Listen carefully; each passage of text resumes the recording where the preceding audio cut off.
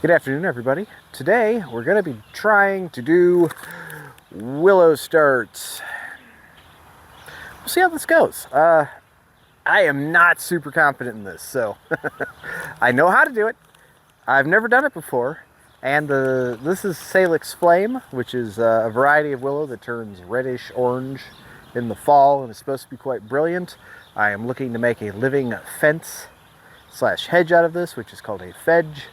I had started in water. They were doing great, and then I planted them in pots around, I want to say the beginning of January, and everything died.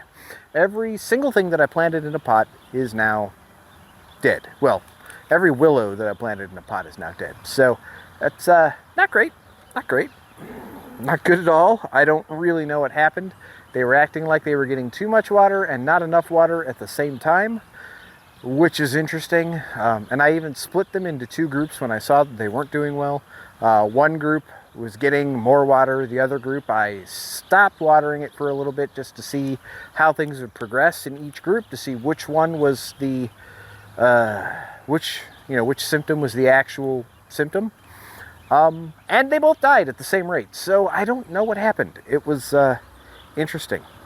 A friend of mine who also has tried planting willow in this fashion, going from rooting it in water to planting it in pots to then taking those pots and planting them outside when the weather warmed up, encountered the exact same problems and says he's tried multiple times. It's very loud. Anyway, sorry about that. So we're going to try this again. Again, this is Salix Flame from the same provider. I don't think it was a problem with the willow itself. I think it was a problem, well, I don't know. I don't know what the problem was, but I don't think it was the willow. I think it was just, I don't know, bad plant husbandry, I guess. These have little poofs on them. The other ones did not. That's interesting. We've got a little bit of root nodule showing. I'll bring this in and show you what I'm talking about. Okay. Take this rubber band off. Yeah, I really hope that this does better this time around. Alright, as you can see, I have quite a few of these. I'm just going to throw that over there for right now. Got quite a few of these. I ordered 2 orders of them, and each order was, I think, 4. I ended up with more than that, so thank you. I'll leave a link to the seller, their page, in the description here. But anyway, this is what we get. You got some root nodule formation, and you have some stuff already started here. Now, he sent them, or I should say they sent them as rooted starts already, because the weather outside is warm enough that you can just plant them. The problem with this, though, is that generally speaking, if you're going to plant willow outside, I'm a little close here. Generally speaking, if you're going to plant willow outside, you take it, you cut a 45-degree angle, like right there, and then you just stick it in the ground.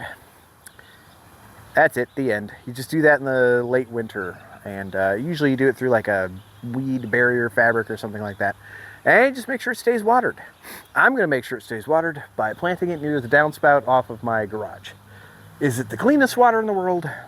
No. But the debris and whatnot actually lands on the concrete and then filters off before it gets to the edge of the grass. And the grass itself is doing quite well. I think the willow will be fine. It's going to go all over and seek water anyway. And just to make sure that everybody is aware, since I know I have said this before, these willow starts, I am going to be pollarding these, or coppicing, whatever. Probably coppicing, honestly. They're going to be like this tall, sticking out of the ground when everything is said and done, and they're going to grow new sprouts like this out of the top, which will then grow very long, and then I can come through and cut these off when it's time to harvest them. And I'm going to use those canes to share with friends and to start my actual fedge. These will not start the fedge themselves. These just, they're not big enough. We don't have a lot of willow nurseries around here, especially that would carry this kind. So I'm stoked because of the coloration. I think the coloration is fantastic. I mean, as you can see, the green starts off green, right? But as they mature, they change color, and I just think that'll make for a really interesting looking fence. So anyway, let me adjust the camera and we'll get to it. Okay, I think you'll be able to see everything quite nicely. So obviously you're going to need something to work the ground with. I'm going to use my D-handled garden spade, like so. You're going to need something to poke a hole in the ground with. I'm going to use this. Because you're going to want to do that, kind of go like this, like that, for each of the canes. That way they have ample dirt and room for the root nodules that are starting. Just kind of go like that, and then plant them. And they're going to get planted, I don't know, maybe 2/3 of the way. They're not very long, so I'm going to have to just work with what I can here. And then this. This is the garden fabric that we're going to be using. Landscaping fabric, weed barrier, weed prevention, whatever you want to call it. It calls itself woven ground cover. I've seen this used to good effect elsewhere, so I'm going to try it. This will be my first time working with it. I'm going to cut off a piece that is about 8 feet long. This is a 4-foot wide bit. Do I want to go with the 6-foot wide bit? Because I have 6 foot. Nah, 4 feet will be fine. Yeah, 4 feet will be fine. I'm going to be planting these about 1 foot apart, so that'll work. Cool. So, give me just a second to get the cover off of this. Very nice. Now, one thing that's nice about this is, and you can see it in the pictures here, but I'll point it out.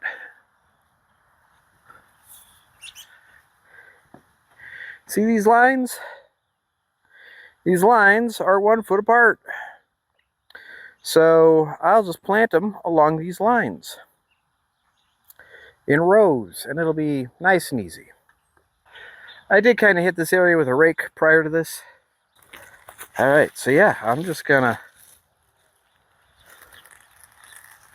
go like this, but actually this needs to roll a different direction. It needs to go this way. Then you take, actually I need it slightly longer than that, about 6 inches. You take your handy shears and you cut it off. Yeah, that ought to be about right.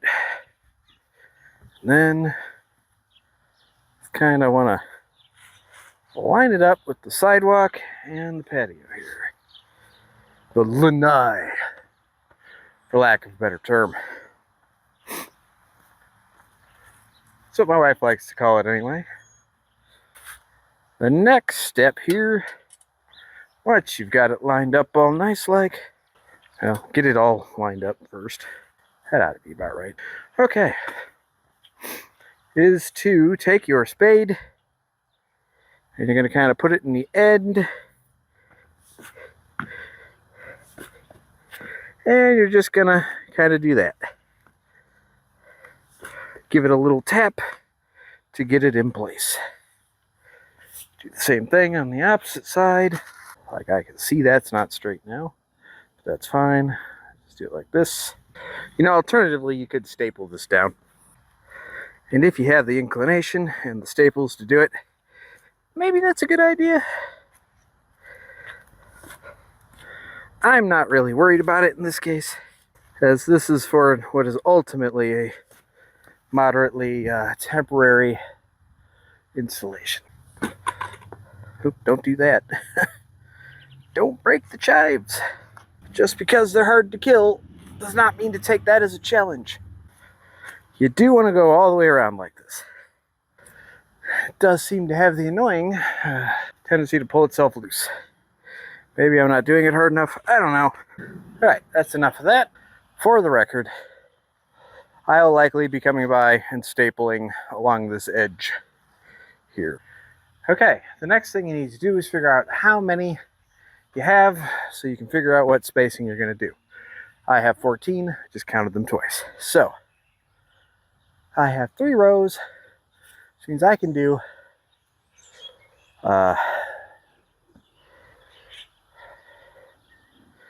well, probably the easiest thing to do would be to do 2 rows of 7. This is about 7 feet. I mean, that should be fine, right? Yeah. Ish. Alternatively, I could do 3 rows of 5 and just be 1 short. I think that might be better. So let's start. Yeah, we'll do that. We'll start right here. So you just punch it through and go like this.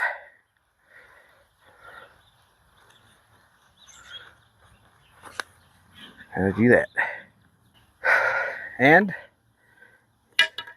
well, you take this, figure out which way is up, fat end is down, cut a 45-degree angle. That clearly did not work as well as I would have liked. Let's try that again.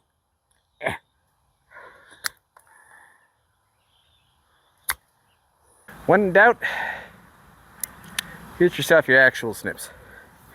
My shears just aren't quite enough, but these, easy peasy.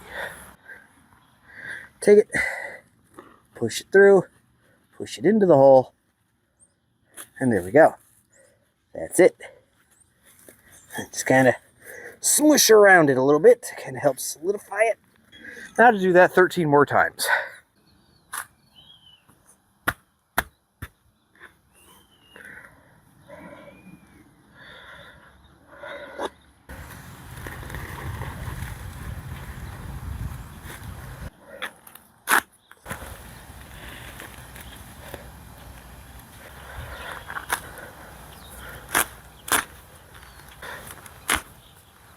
If you're working with bigger rods, a piece of rebar actually makes for a decent tool to poke these holes. Alright, if you're wondering which side is up, so for instance, say you have one like that, okay? Come on, focus. Alright, so say you've got one like that. Now I cut it, but if you look at this, the end to end, it's not super obvious. Stop that. Alright, so it's not super obvious, but you can tell by the way these little things point. So they will point up. And even in cases where they're broken off, camera, you need to help me out here. Okay. Anyway, even in places where they're broken off, you can still tell that they point up. So you just cut your little 45-degree angle cut at the bottom, and you leave the top flat. This is also helpful because if you are doing a lot of cuttings, and this applies to not just willow, but anything else, if you're doing a lot of cuttings, you can, as long as you always make the 45-degree angle cut at the bottom, you always know which way is up. Which is very important. Maybe not as important with willow, because willow is supposedly one of those things where you kind of really have to be awful with it in order for it to not do what you want. Like, I have heard people talk about how willow will take root even if all you do is just throw it on the ground. And, you know, if the plant is that forgiving, maybe the side that's up isn't going to make a huge difference. But I've also heard people having problems if they do plant it upside down. So just take note and make sure you plant it with the correct side up. What am I doing? I could stand on this. Way easier. Doesn't have to be perfect. Just poke the holes. Now, these next 4 are going to be a little more difficult in that they are the ones that have root nodules already forming. So I got to be more careful planting those. The holes will have to be bigger. Such is life.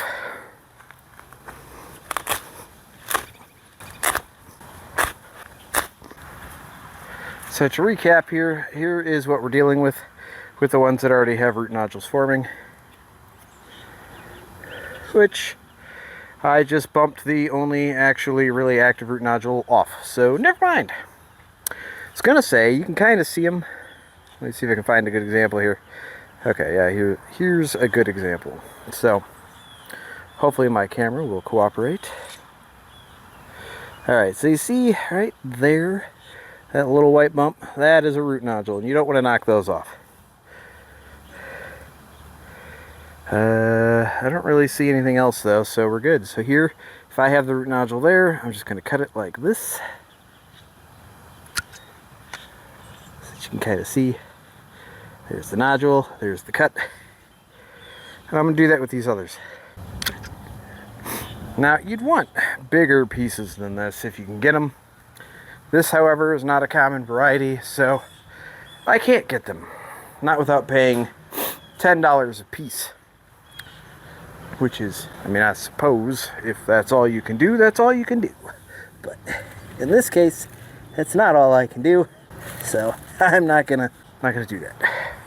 Well, so anyway, there's that. Hopefully these do well. I really only need a couple of them to do well. If 2 of these do well, I'll be in good standing for actually getting this whole process started. Because if 2 of these survive and actually get canes that are this long or so, or, you know, they get up to 7 to 8 feet long before you harvest them. They can get longer than that too, but it just kind of depends on the variety and the vim and vigor of the plant in question. I don't know how vigorous these are. I mean, it's willow, so I know it's aggressive when it comes to seeking out water. Again, that's why it's near the downspout. And I should stress, yes, this is near our lanai. There is no basement under this. There is no basement under the garage. There is no basement under the breezeway. So we don't really have a lot in the way of foundation work that could be, or pipes back here that could realistically be damaged. There's no pipes. There's no anything in the back other than an electrical conduit that feeds the shed. So I'm not worried about that. But this is, it should be stressed, temporary. Just enough to get the setup going so that I can plant the fedge. Once the fedge is planted, this all gets ripped out. We'll remove it unless we decide that we like the look of a big bush here. Then we'll probably just take the landscape fabric out at that point and put in regular mulch, and it'll just be an installation in the yard. Doubtful. I don't expect that's how it's going to go, but maybe we'll like it. I don't know. Anyway, once you get this far, all you got to do now is make sure you firm the soil around them so that there's not huge air gaps around the roots, and then water everything in. And again, because it is willow, water it thoroughly. I'm probably going to dump 10 to 15 gallons of water on this one section. This ground is already spongy and kind of wet anyway, because again, downspout, and it's been raining here a lot, and it's going to rain here a lot.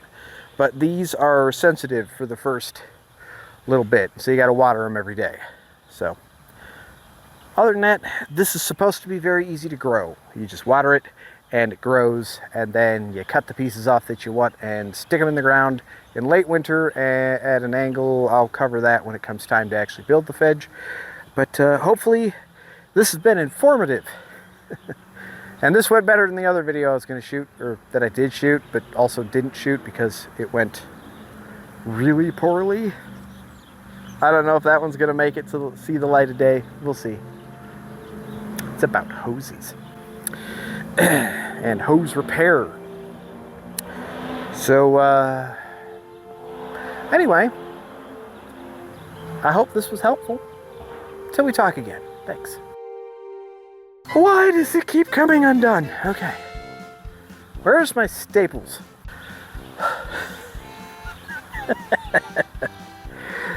If only you knew what kind of day I've been having so far. Is that a dove?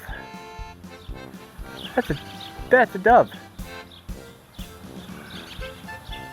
That's a weird sound for a dove. So I tried to record a video about doing some hose repair and linking hoses together and whatnot, and it was just a disaster from the beginning until the end. So I'm not sure if I'm going to air that one or not. I probably will, but just be aware, it's not great. Just the whole thing didn't go as planned. It was a learning experience, that's for sure. Do we have woodpeckers? It sure sounds like we might, actually. Oh, that is terribly sticky stuff. Ugh, gross. Oh, I hate sticky. It's a lot of birds. This isn't about watching birds or any of that. Okay, focus.